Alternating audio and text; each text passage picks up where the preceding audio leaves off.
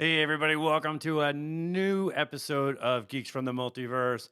We are talking about the de-evolution of MTV. That's right, I said the de-evolution of MTV because, let's face it, MTV nowadays really sucks.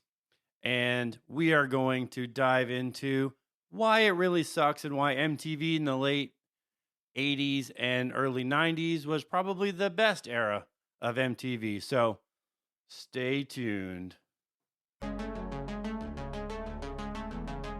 We're geeks from the multiverse. We've come to unite all geeks. Now it's time to get geeky and dive right in, 'cause we're geeks from the multiverse.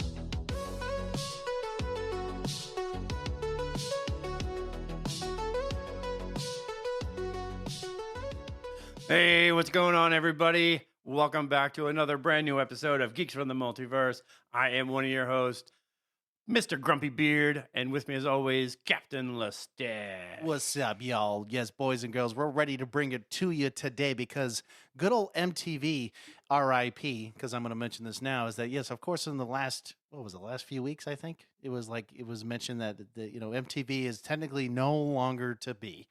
Now, a little quick question for you, a little trivia for you. Do you know what the first music video ever played on MTV was?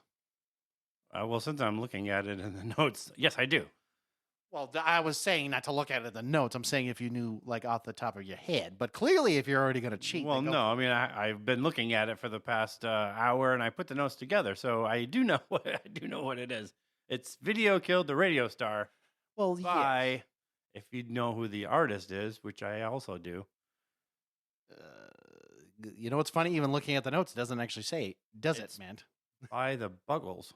I couldn't remember who the band. But yes, so the interesting part of this, too, is that this was the dawn of a new kind of way of looking at music. Because, again, music videos were never really a thing. So MTV really brought in the new generation of like, hey, look, there's music videos now. So there's like actual video of somebody singing or doing things. And like, nowadays it's kind of like they don't do it with every single song, because I think even back then too, it was never with every single song. It was always usually the popular, songs that were like, It was like the singles off the albums. yeah, so like Thriller and like a few other things like Michael Jackson's like, Right. Me. Oh, what was that thing earlier you were doing? You don't want to do that? No, Oh, okay. no, I'm not doing No, you're not doing that. Yeah. No, but like it was a generation. Michael Jackson had a lot of Oh singles, yes, though. yes he does, and he still did well. That's a Well, he different doesn't story. still, but Well, true, but no, he's kind of dead, John. yes, he's kind of yes. Thank you, Matt. I know he's dead, and he's been dead for a while. But no, what I'm saying is that music videos were really a new form of showing what music could be. And so like when you would hear like on your vinyls and your albums and things like that, and even now, or like I'll say like your 8-track tapes, your your MP3s, your whatever now, and plus with Spotify and Apple and all this other crap that we have now, you're looking at it visually, which is nice because it was like I said, it was showing you a different way of viewing music and not just hearing it. You're actually seeing it, and you're seeing how they would dance or they would do other things. And Right. so MTV really brought that, into light. And it was nice because like I said, it brought that new generation of how you would view music. So now, it's crazy that now that's again. So again, we're going to talk about the birth here in a minute, but like it started in the early 80s, so like it just became something that it was, I guess it was like, again, it was like that new, like, I know we've talked about like in the past, like, things that have like created like a legacy or like a thing that is like what it is today, right? Like something that has really brought it into the limelight, or really like started this whole, movement or this thing. So, it's crazy to me that, when you look at that now and again, now recently it's dead, right? We're not having this anymore. Like we don't have, I mean, we still have music videos because, YouTube is a big one.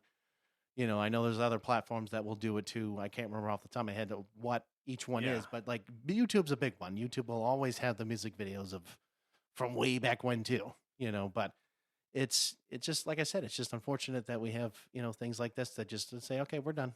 Yeah, I mean it's a really sad thing when you have a network called music Television. television, MTV, music television, and you go from a programming channel that originally was made to air music videos and related music entertainment programming, and you see what it's become, especially like in the early 2000s. Oh yeah. And it's like, what are we doing here? Like, where is the music? Where this whole channel, this whole network was designed around the music industry. Like, what are we doing? Like, like, you just want to shake them and go, what are you doing? Like, how does all this reality shit have to do with the music industry? It does nothing.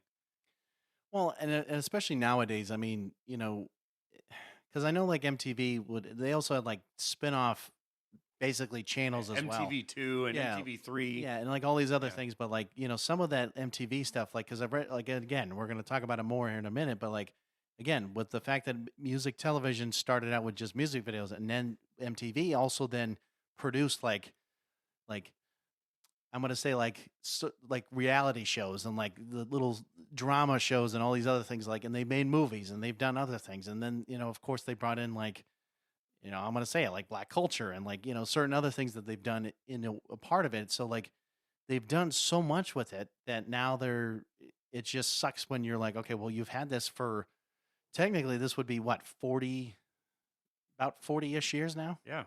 and then they're like, oh, we're done, see you later, and have a good day, and it's just like, Goodbye. why? Yeah. Goodbye. Sorry, the fact that you had to mention what was it, AOL? Goodbye. Goodbye. It's just, but again, it's an icon. It's a legacy Yeah. that we can't ever get back. Well, oh wait, I mean, I'm not going to go too far into that yet. Yet. But we are going to bring in Right. a new segment in that we're going to bring in Yes, shortly yes. down the road. But anyways, the birth of MTV, right? Birth of MTV. We're jumping right in. Yeah. So yes, we've already mentioned Video killed the radio star. Launches on MTV. It was the first music video.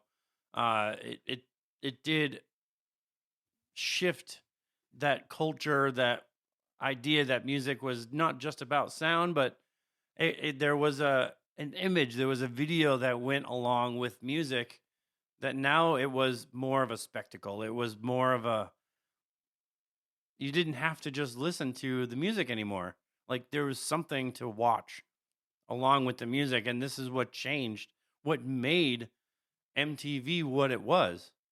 right, and that's what I was mentioning earlier. Like when you're looking at, like I said, like Michael Jackson, when you're looking at Thriller, you're looking at some of the stuff that he was doing, and some of the others that were, especially like back in the '80s, where it was a lot of hair metal bands and a lot of like different genres of music that they're like, wow, we can actually see what Thriller they're doing. was like, that was a movie, dude. It was a movie. You know what It I was mean? Like what was it, a 12, 15-minute movie or something like that? Yeah, that was like, I mean, Michael Jackson's Thriller was like an event. Even when you look at Madonna's Like a Virgin music video, like that was, it was almost like watching a movie. I mean, they were produced so well. Yeah. And the labels that produce these, albums for these artists realized that MTV, what they were doing with these music videos was a marketing revolution. Like the more videos that they could put on this channel, Mm-hmm. the more albums they were selling. And the more extravagant videos that they could put on, like Michael Jackson's Thriller, Madonna's Like a Virgin, these music videos were just became events in themselves. Right, and people were tuning into this because wait, ready? I'm going to say this. There was no such thing as like TiVo or DirecTV where you could like, make sure you could stream it on your on demand or any of that stuff. You actually had to sit there and wait for whenever it was dropping, and Oh, you yeah. had to sit there and wait for it. But like people would tune into this live, like especially like, oh wait, it's coming on at 8 o'clock. Guess what? People were watching, waiting to see what. Yeah, and this they music video was. they had certain programming that was on, that was when those videos were playing. I mean, I don't know exactly when Um, but they had, I mean, certain things. MTV had a Saturday night concert where they did like Right, live live shows, concerts, yeah. and that was like between 81 and 87. Mm. They also did Friday night video fights. Ah, So MTV like did that one, but 85 to 88 they did a new video hour. So they did a whole video on new music videos. which honestly they haven't changed. Well, at the time they never changed it even till the day before it. Of course, it RIP. They kept doing that, and they still were doing that. So the fact that they were like, okay, let's show new music every hour, and doing all that, which is nice. Yeah. And But I mean they did have their, they had one that they called Metal Shop. They had Metal Music Half Hour. They had the Headbangers Ball. They had uh Heavy Metal Mania. I mean, so they definitely had their Yo MTV Raps. oh Oh my yeah, gosh, that's dude. I right. mean, so they definitely had their programming where you could watch and you can find a certain hour or so of just rap and hip hop or metal or you name it. Like they Right. had that time frame of just those videos, but MTV in this like late 80s, early 90s, like they created this like censorship and moral panic, right? This was like at the MTV at the time where initially, yes, in the I guess early 80s, they really didn't have many black artists other than maybe Michael Jackson and a few others. But they resisted playing these black artists until really Michael Jackson forced their hand with Billie Jean, and they kind of like swung open the doors, I guess, at that point, and they really just blew open this whole censorship and moral panic. And I mean, you have Like a Prayer where Madonna's kissing a black saint in the video. Well, You know, so no, I it's a really agree. crazy thing, and you didn't see this on TV beforehand. So I mean, it kind of goes back to even like when we were talking about a long time ago about the Star Trek. With that like that one scene. With Kirk and I'm trying to remember her name, the one that was the black woman that they were kissing. Ahura, yeah. Ahura. So like in this case, I mean, granted that was in the '60s. We're talking 20-ish years later, and there's still gatekeeping racial, artists in the sense of Right. this, and so like the fact that they still were like, maybe we shouldn't be playing, basically a black artist or any other artist that were technically of color in that sense.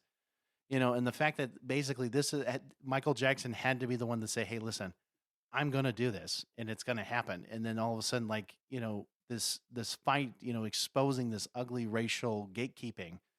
It's sad that we're talking, we're talking that we're basically, it's like we're almost going back in time when it came to like the segregation and stuff. And so now it's like, okay, so music is now transforming at this point Right. into hopefully a new generation of like, oh, hey, we can actually get more people that it's not even just white, artists or something. Like now we can get more than Yeah. just that.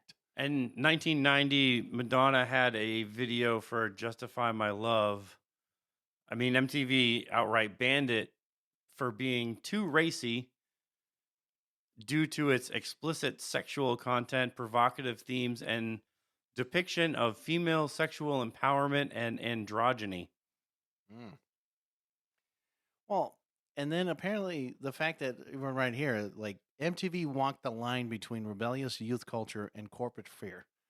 I mean, because really, if you think about it, right? Yeah. Because during this time, it wasn't adults really watching this. This was all. Oh really no, kids. it was teens. It was like a youth culture that was watching MTV at the time. So we're talking teens, and we'll even call young adulthood, right? Yes. Because like Yeah. you're not having, I would say, probably we'll call it my age now, and probably like in between us, we're really watching this. It was really your younger, like we said, like the teens and the younger adults that were like, "Oh yeah, this is great! Like, oh, I can't wait to watch. I want my something similar. MTV. I want my MTV." Right, and exactly, and it's just this craze started to happen. So, kind of looking at the golden era of the '90s, and the MTV version of this.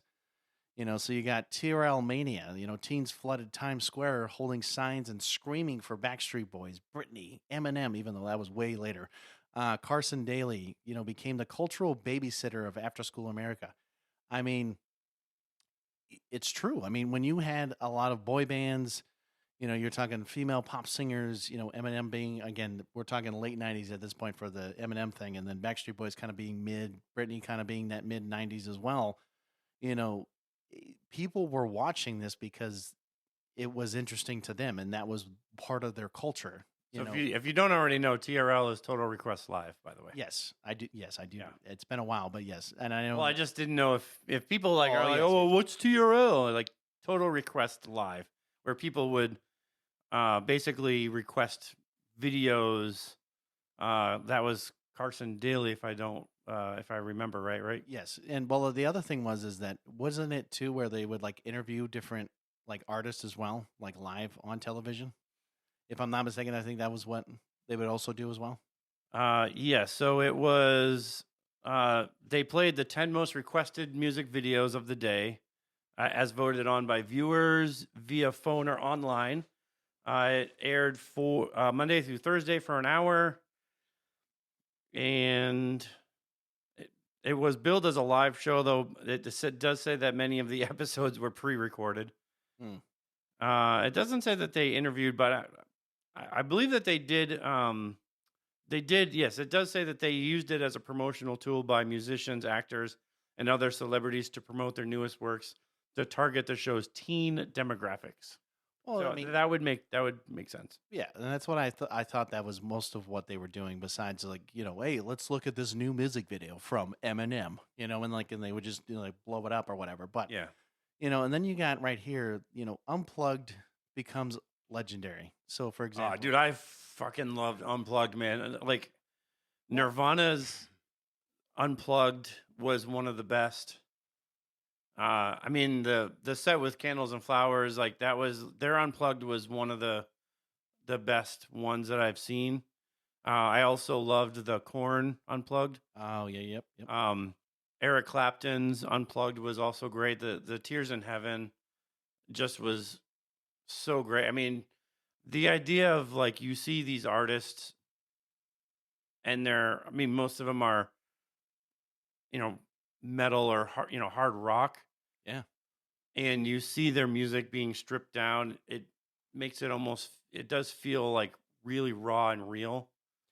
Well, and it shows a different side because like when you're again like so for example like how we're recording right now, right? So like yeah, this is live for us, but like when you're not in a studio, right, and you're like kind of doing what we're doing right now, if you're just playing live in front of people and you're again the emotions are different, the lyrics might sound different when you're in front of like a live audience in the sense of like doing like an actual event, so like there is that difference in emotion because again in both Matt and I have talked about this before, but like there's a difference between when you hear somebody live and you're hearing like like what their voice sounds like versus like when they're recording, and then you can tweak the like how well they sound and like this and that, like there's very few artists that actually have a great live voice versus like a studio recording voice. Yes. And so that's the difference because now you're hearing some bands like Nirvana,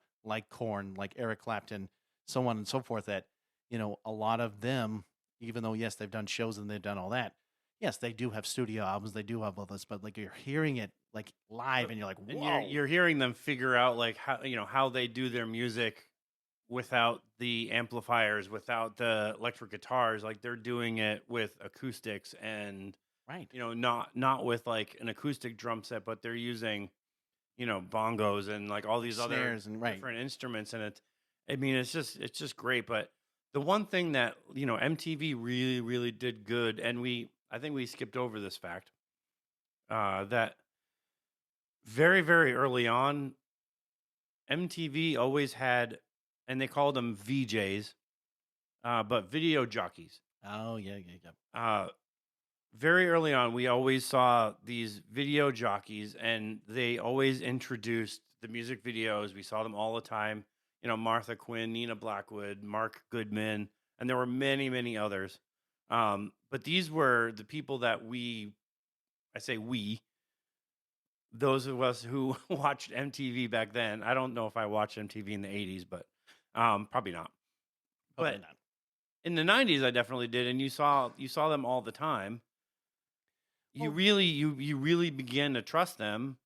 I mean, when you saw MTV, MTV Raps, I mean, it was Dr. Dre. It was Dr. Dre, not that Dr. Dre, but it was like the really skinny dude and the fat dude, yeah, right? yeah, yeah, yeah. Yeah, I know you're right.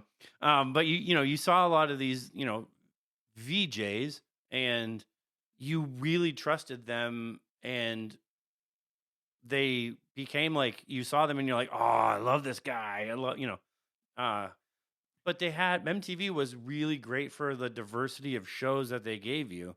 MTV Raps was one of those great hip hop rap shows that, like, if you listen to, I before I went to high school, like, that's what I listened to. Of course you did. Believe it or not, that's You- what I like. Yeah, he It good was old it, hip hop. it, it wasn't until like maybe midway through freshman year that I really got into like rock and heavy metal. Yeah, Matt was your Beastie Boys gang. I'm joking. I'm joking. But it was very much so like the gangster rap and like the heavy rap and hip hop stuff that I really loved. So Yo MTV Raps was like one of the greatest things that I like to watch.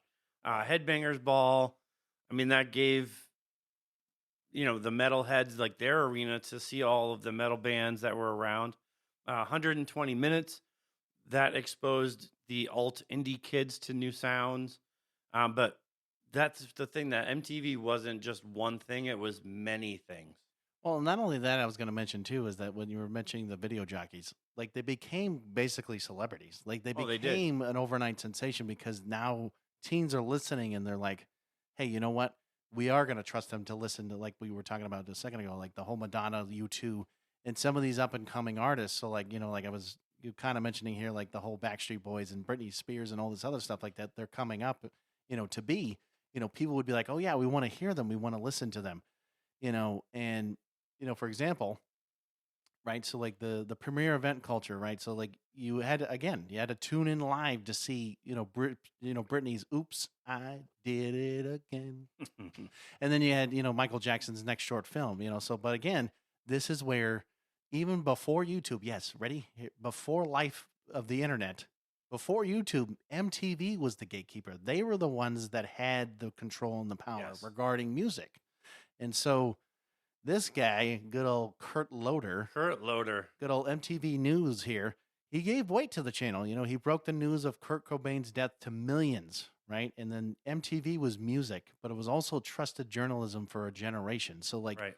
that alone right there, one guy basically saying, "Hey, guess what?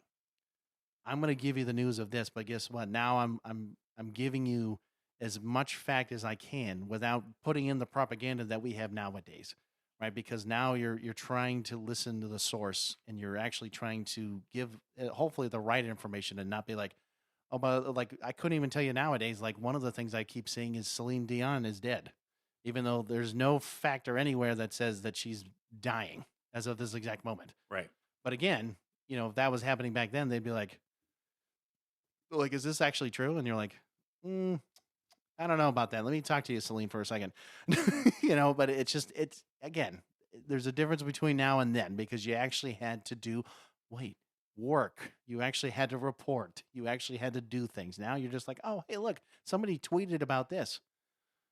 Okay, cool. What does that have to do with, Celine Dion apparently dying or whatever this is? They're just Yeah. making up random facts here. So one of the biggest things that, I mean, I honestly right now, I don't think I've watched one of these award shows in It's probably been a long time, man. probably 5 years, 10. I don't even know how many years. That's it's been a probably long time. But the Video Music Awards, Oh, we yeah. used to as a The family, VMAs, we used to watch the VMAs, and they were so great. And they started in 1984. Mhm. Madonna performed like a virgin. She was wearing a combination bustier wedding gown in 1984. Ooh. And I mean, there are so many things that have occurred. I mean, 1989. Mm. I'm going to go back in 1989. So, Andrew Dice Clay. You know who Andrew Dice Clay is. I heard the name, yes. He's a comedian, pretty nasty comedian. Yep. Well, in 1989, he earned a lifetime ban from the network. Oh, lovely. I wonder why. Well, I'll tell you why.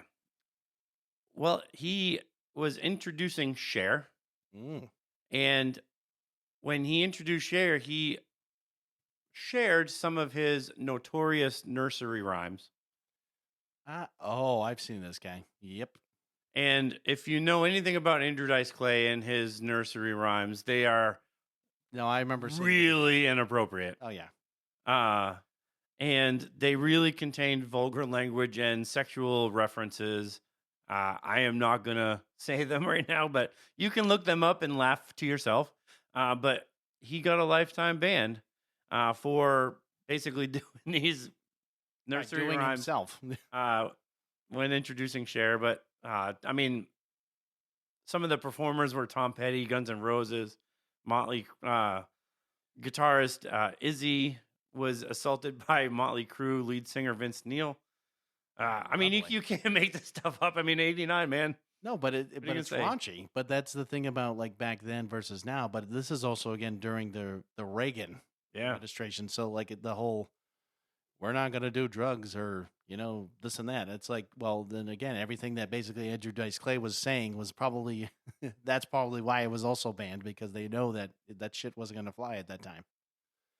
But actually, Matt, I mean, it's up to you. We can show them the new segment we got going. Well, I was actually I did want to continue because there's All some, right, there's all some right. cool things with the VMAs that so in 1992 Okay, go ahead. MTV requested Nirvana perform Smells Like Teen Spirit, Okay. and the band preferred to play a couple of their new songs.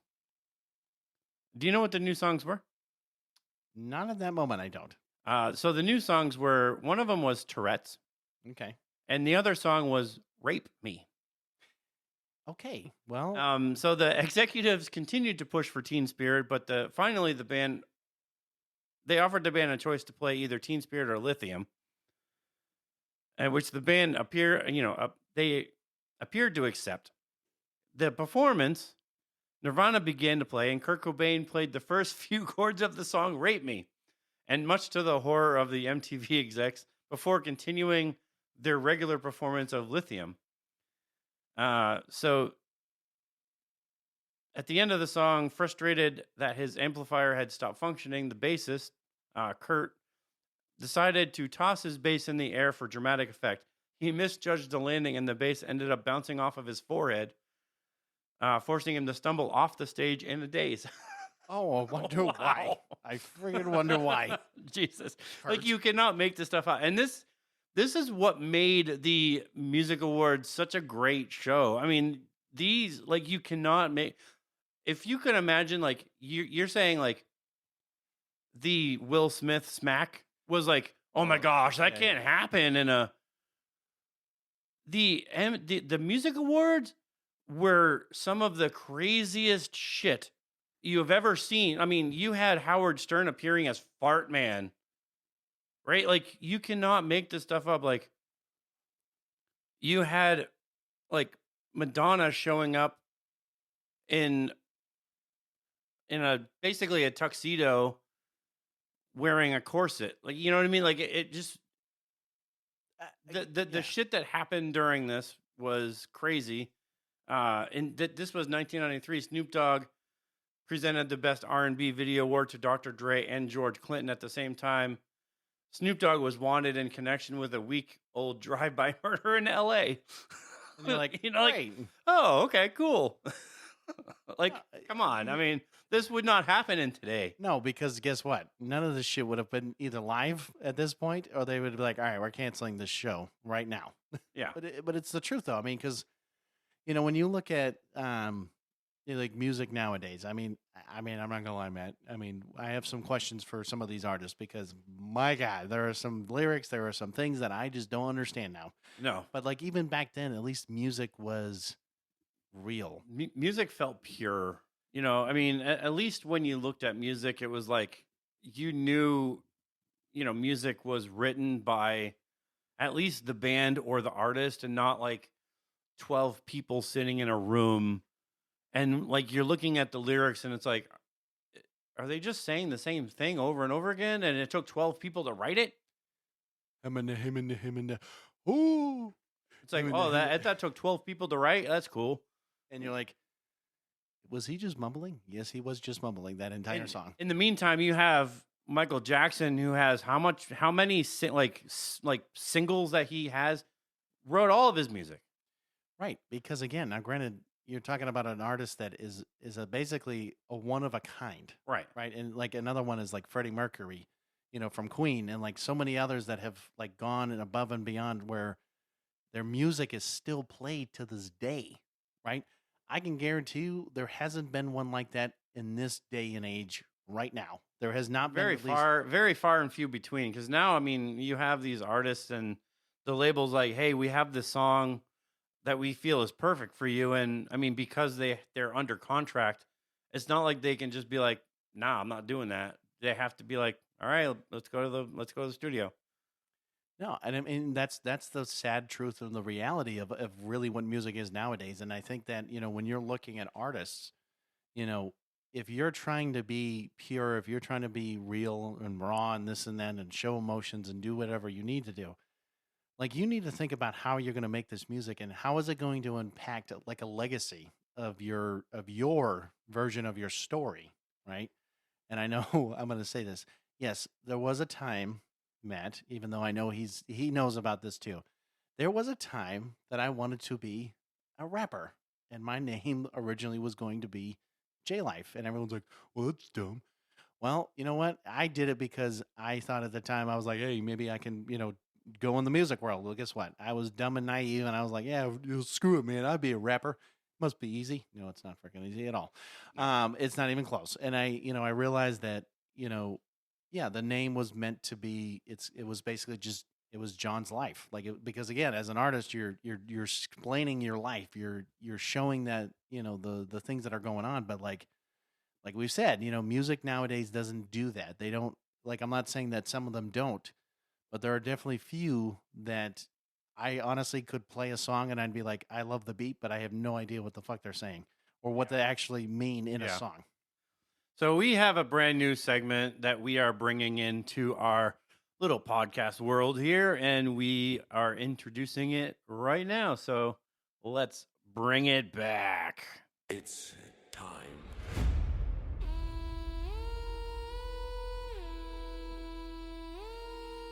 To bring it.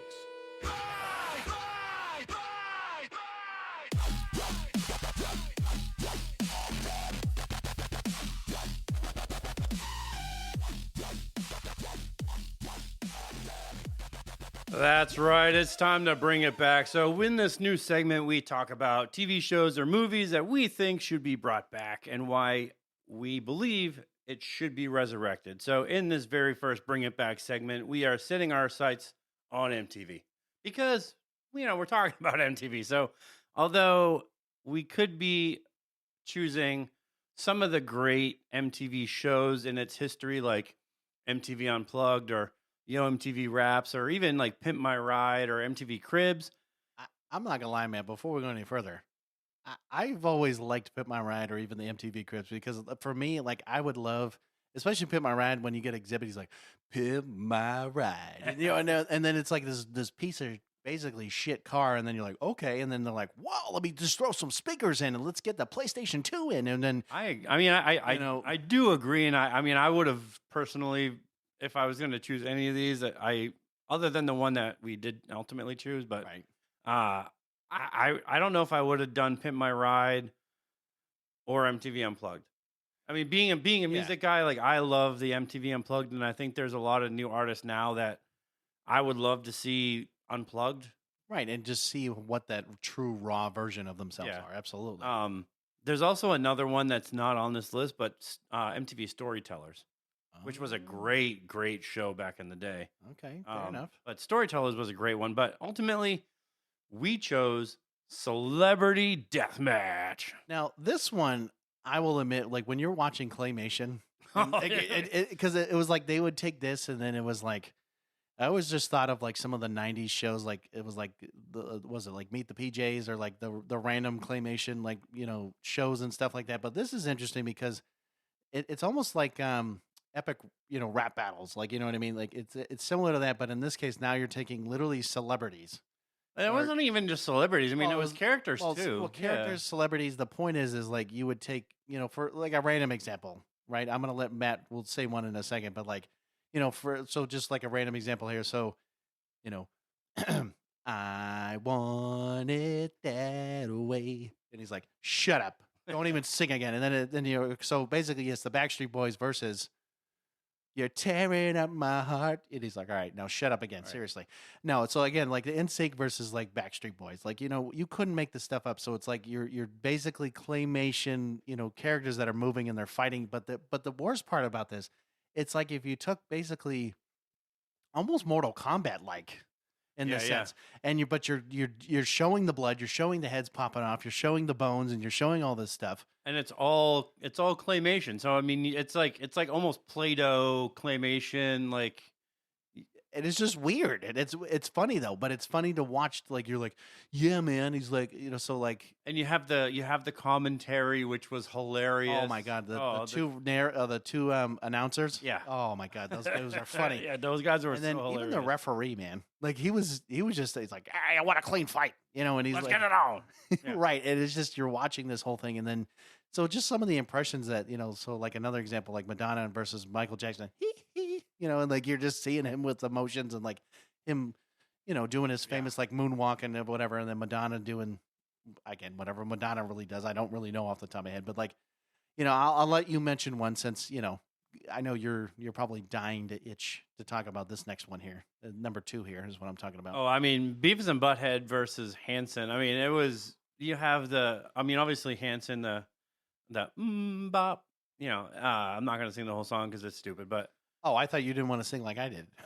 But you have Hanson versus Beavis and Butthead, and it's just as dumb and beautiful as you would hope, because it's just so epic. I mean, these are some of the very best that we're mentioning. I mean, there's got to be like a whole. I mean, there's a shit ton of them, but yeah, a whole slew of them. Marilyn Manson versus Charles Manson. I mean, that was pure chaos. Stone Cold Steve Austin versus Vince McMahon. Oh, that I actually didn't. I don't think I've ever watched that one. But Ozzy Osbourne versus Rob Zombie. Britney Spears versus Christina Aguilera. That one was hilarious between them both, like doing their like little like they're like, like they're singing, and then you got of course like Eminem versus like Kid Rock over here, rap battle turned death match. Ends with Eminem using lyrical burns so hot they literally incinerate Kid Rock. I mean, and then you got this is a random one, but like Busta Rhymes versus William Shakespeare. So the show's finest nonsense, Busta Rhymes versus the Bard. The language gets lethal. Shakespeare spits actual bars before beginning decapitated, but with rhythm. I mean, it's a random one to randomly throw in there, but it's just the random nonsense. I mean, when you talk about 90s TV shows, especially in this generation here, this was honestly, and I'm pretty sure they also went into the 2000s as well, if I'm not mistaken. I know 90s it was big, but like I thought it came in like the early 2000s too, and then I know they canceled it at some point. Yeah. But I mean, this is a show where you would think that honestly, I think it'd be hilarious to bring back. Yeah, I mean, this was a gloriously violent time when MTV aired a show that celebrities didn't automatically just cancel each other out online, right? Like this show, they ripped each other's heads off in clay, and Celebrity Deathmatch wasn't just television. It was like an unholy love child of pro wrestling, tabloid gossip, and an elementary school art project that got possessed by Satan. Like it just was in a masterclass in pop culture, like execution, literally. Like it just was, when you watched it, it was like, oh my gosh, like I gotta watch this. It's like Marilyn Manson and Charles Manson. I want like it just was one of those things like you would just tune in to watch to see who would win in these fights. I mean, it was so epic. So it's funny because I just looked it up. It aired from 1998 to 2007. And then, so the fact that you can actually still watch it on Paramount Plus, Yes. which I find that interesting that you can actually still watch it. So, you know what? Maybe that's something I'll probably put on later for sure, because I'd be curious to see some of these episodes again. But I think it would be, I mean, the case for bringing it back, and this is what we're talking about. We're talking about bringing this show back. If you think about it, like we've got influencer boxing matches, we got TikTok beefs, we've got billionaires slap fighting for internet dominance, but it feels sanitized, right? Like Celebrity Deathmatch was primal chaos with purpose. It mocked the very fame that these celebrities and slash characters had at the time. Oh, yeah. And if you could almost imagine 2025 Oh, God. matchups like Elon Musk versus Mark Zuckerberg, right? Or even Elon Musk versus Donald Trump, Oh, yeah. right? Taylor Swift versus Ticketmaster, that's or Ticketmaster versus Travis Kelsey, you know, Yeah, or something, like, right. something like AI Drake versus real Drake, you know, like somebody versus I don't know, Diddy.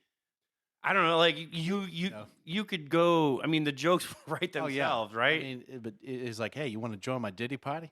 You know, or like has some baby oil on the floor or whatever. Yeah, I mean the jokes are just hilarious. They write themselves. The gore sells itself, and humanity finally gets closure on a lot of these celebrities. It's just the show is so great in that way, where it's mocking celebrities, but it's comedy gold. Yeah, and you know, it's interesting to see this because, like, you know, imagine this. So, like, let's say they ditch the old school claymation for a sleek animated style. It would still work, right? And then, you know, it gives, you know, it might, you know, kind of lose some of that squishy Play-Doh charm, but the carnage, the satire, the absurdity would survive, and it would be untouched. You know, so think Invincible level animation meets WWE level stupidity. You know, maybe call it Celebrity Deathmatch, you know, Metaverse Mayhem. You know, real celebs can license their likenesses. Fans can vote on the weapons mid fight and the ref.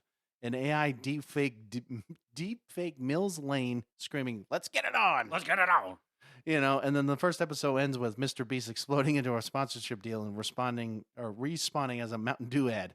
I mean, literally, you can have so many possibilities, so many endless things that you could do with this. And I think that you could really bring in a lot more kids. Well, let me rephrase that. I don't know if it'd be more for kids. It'd definitely Young be for adults. like Yeah, I mean, teens, you young adults. can make this more of like a young adult, and make it more of like I said, like I wouldn't make it on the invincible, straight up invincible side. I mean, you have to still keep that comedy edge to it, Of course. but it's that stupidity behind it. But you have the invincible level animation that makes it like a gore fest, a fight. It's comedy gold, but you crank the gore up to 11.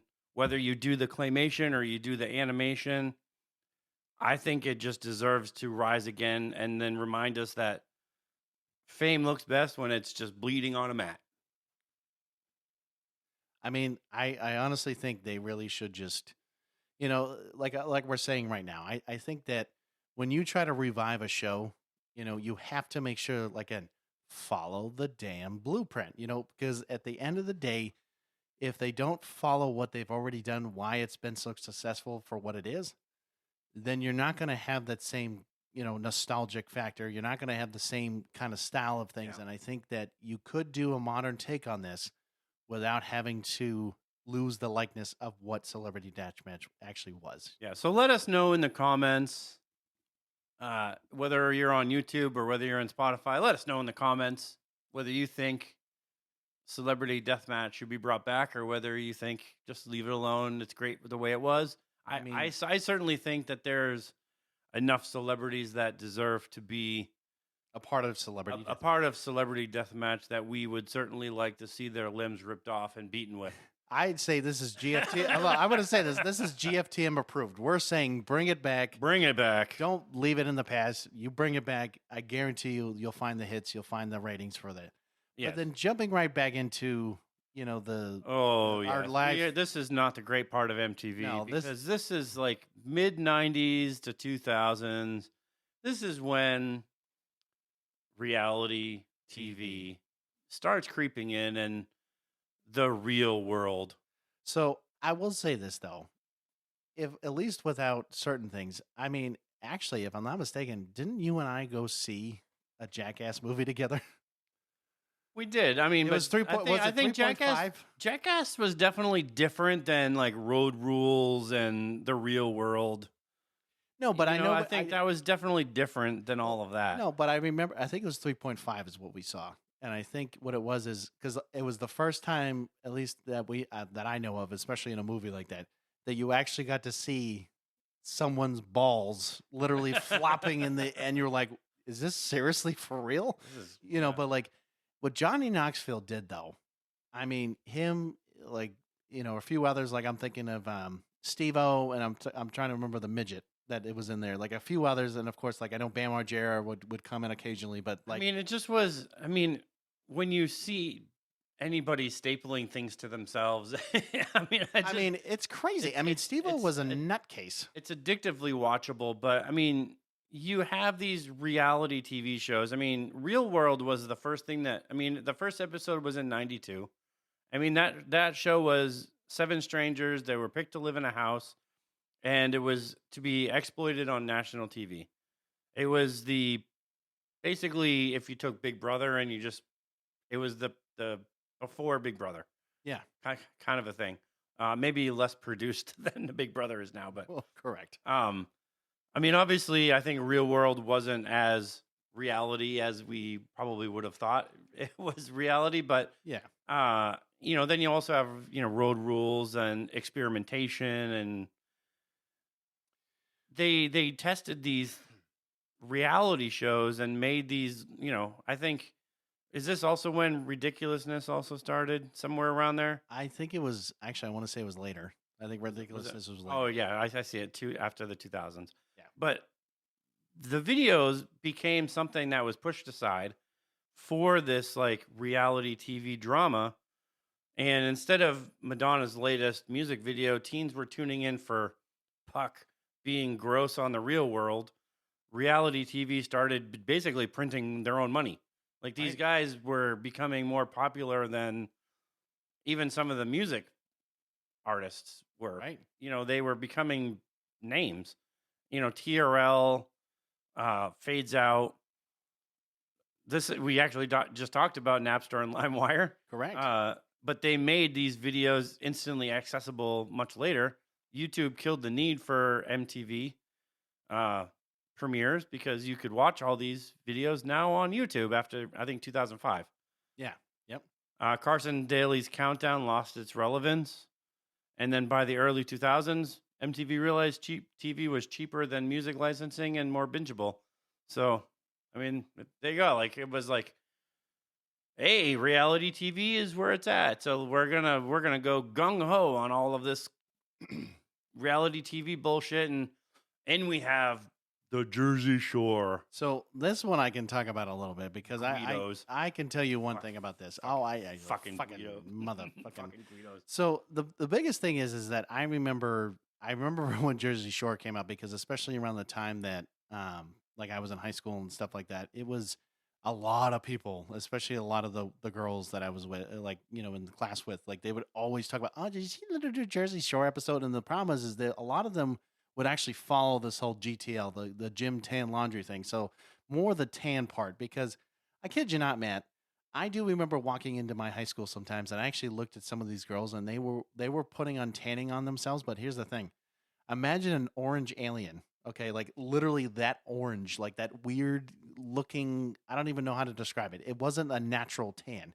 And like what these guys were doing, especially in Jersey Shore, well, yeah, when they're tanning, I mean, yes, it's a little bit more natural, kind of.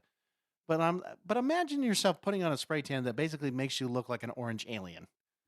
Because that was exactly what I remember seeing, and I was like, "What the fuck is this going on? And what are we doing right now?" And this is the culture that we were in, and of course, with Jersey Shore being, yes, we're gonna call it cultural trash, because all it was the reality of seeing, like, basically I think it was like 5 or 6 of them, so like you had, Mike, you had Snooki, you had fucking Snooki, Vinny, you had I'm trying to remember the other one, the one that's a DJ now. But you know, No, who cares? Again, the point. No, the point is like you know, the show was hated and loved simultaneously, but it proved that MTV was all in one. You know, basically like all on the trash TV. So again, it was all this reality bullshit that basically everyone loved. You know, to feed on in a sense. And then you got these weird, very scripted reality TV shows like Laguna Beach and The Hills. Oh, And then again, it was more for the teens. It was never really, again, it's not, I mean, maybe young adults, but like really for the teenagers at this point. oh yeah, and it was dumb. And then this fucking show, when this show was on, and I want to say, I didn't mind the show so much until this fucking show was on all the fucking time. Like every time you turn on MTV, this fucking show was on, dude. Like I know exactly which one you're about to say. the show was on all the time. Like they just endlessly looped this show all the time. And I'm talking about Ridiculousness. It just was on all the and So- it just would half hour after half hour after half hour for like 9 hours straight, and you're like, Oh my is there God. anything else MTV can play right now? No, there isn't, because all they're doing is playing.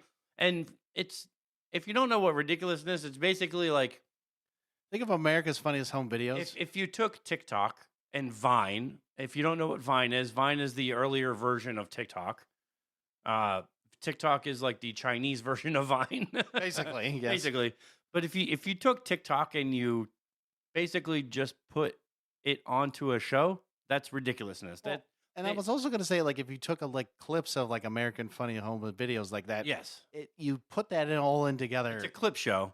Correct. And all they Yeah. would do is they would talk about it was Rob Dyrdek.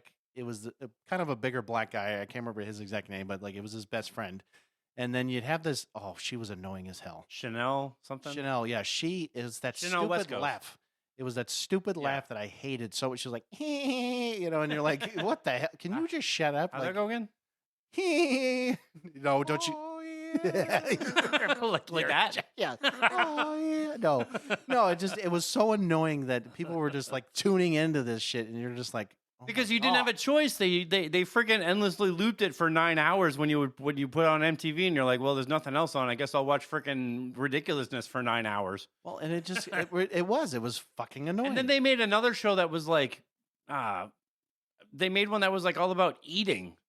I don't remember. I don't remember the name of it, but it was something-ness, and it was like all about videos of people like eating. You know, that like they would eat and like fall into their soup, or they, you know, it was just like, what are we doing with our lives where you're just making stupid ass shows now? Well, and that's the thing about, like I said, you know, where MTV was gold, like in again the 80s and the 90s, but it was like Again, music, television. Right. And I did watch Teen Wolf. So I can say like it took me a little bit to get into Teen Wolf, but I did like I mean, I wouldn't say like, oh, dude, it's the best show ever. Like, it's the best show ever. You know, it's the best show. Hey, oh, jeez, Rick. hey, Morty, you gotta watch Teen Wolf. But no, I would say that Teen Wolf was pretty good, but like it's the scripted shows were attempts to stay relevant, but these shows were like, if you took Twilight. There you go, Matt's favorite trilogy. No, I'm just saying, if you took Twilight, and these were like a lot of these MTV shows, right? Oh yeah. You took Twilight and you just targeted towards Tumblr kids, like these teen, like all of the guys are like these really like super attractive, like young, thin models, Oh yeah. and all the women are like model. You know, all the actors on this show are like super attractive. No plot. No, none whatsoever. Because why bother? It's not well written, not well done. I mean, Teen Wolf was close, but Hey, maybe we should do one on this one about fix it or nuke it, huh? Maybe we well, should. maybe. But none of them really had lasting power because they weren't written well, and they were just targeted to these really not boys, but teen girls, because that's where MTV was really trying to get these like scripted shows. Teen Wolf was not for like Guys. not for guys, it was for girls.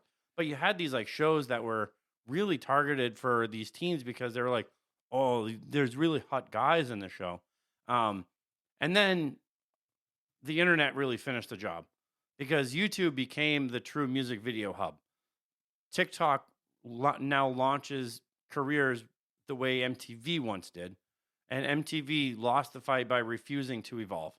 And this is where we're saying the de-evolution of MTV, because MTV just refuses to change their way into going a route that they're just putting out trash. Well, again, and this is why it is now RIP, because guess what? They're irrelevant. And that was the whole point, because this year, this is when they stopped. I mean, it's true where, basically MTV was the one that would launch careers in the way that MTV, again, once did.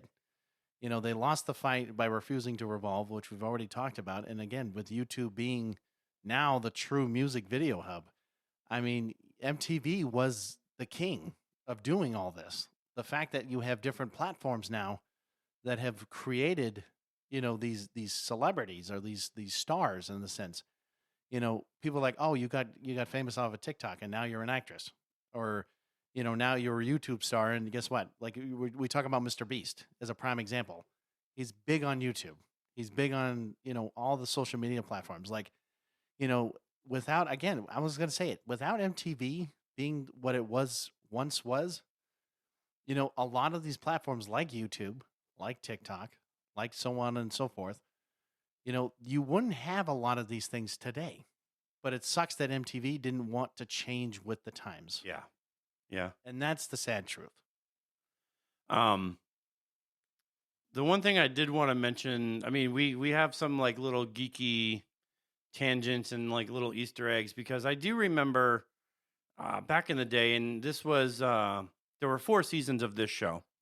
And this show, I think if you really look at Adult Swim. Oh, yeah. Yep. Which is a show that's still on now. It really, there was a show that there's basically an animated like showcase that was just like Adult Swim is now. And it was on MTV from 91 to 95. It had 4 seasons of it. Season 4 actually is weird because it says it was in 2014, which is weird. Yeah, that is weird. Because the other seasons was 91 and 92, and then 93 to 95 was season 3, and then season 4 is in 2014. It's really weird. But there were a lot of different animated shows that were in this. Beavis and Butthead was one of them. Eon Flux was another. Yeah. Eon Flux was a weird. That was a weird show. That was a weird show.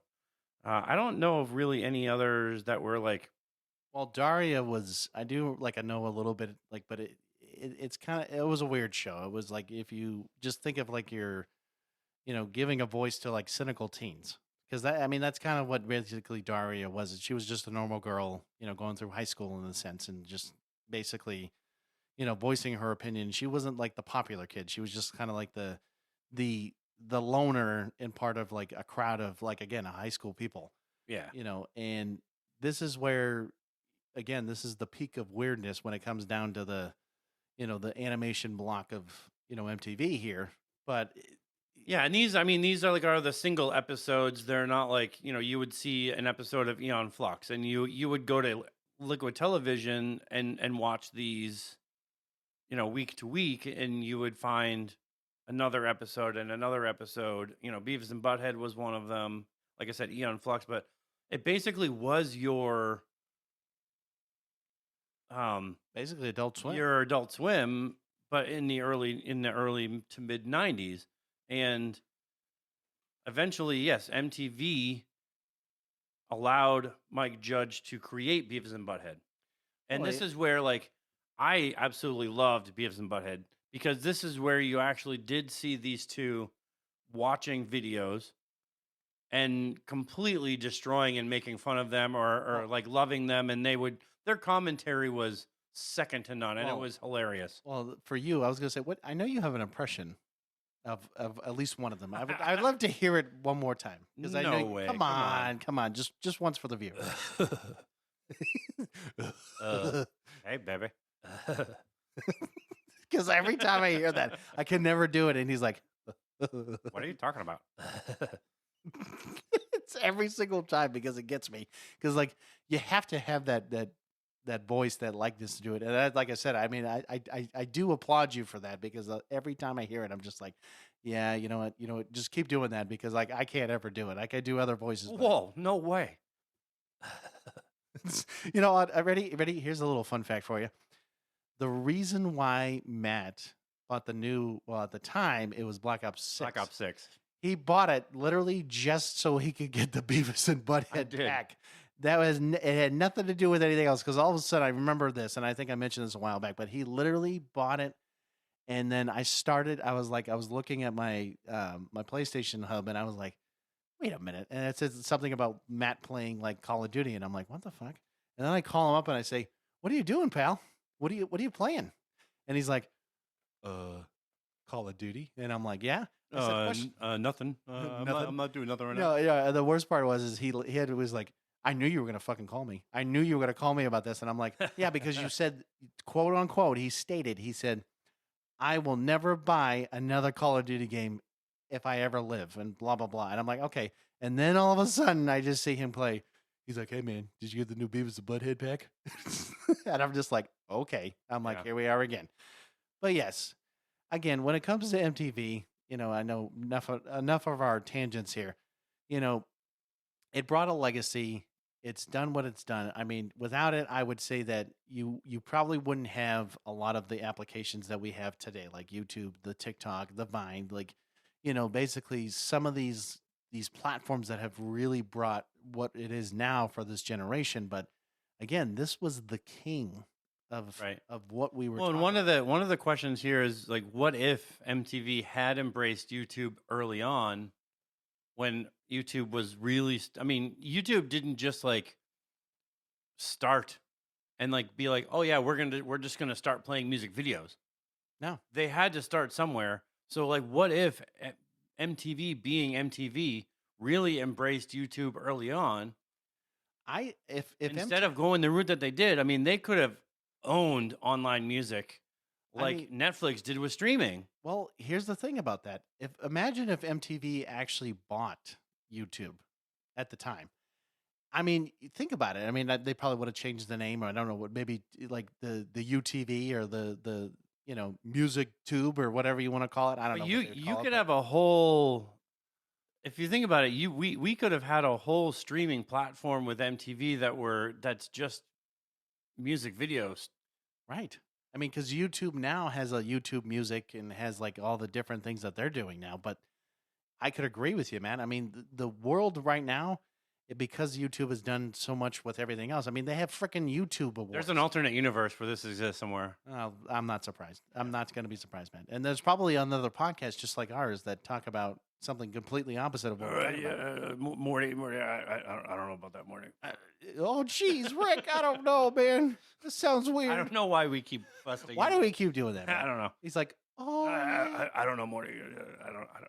I gotta get another drink, Morty.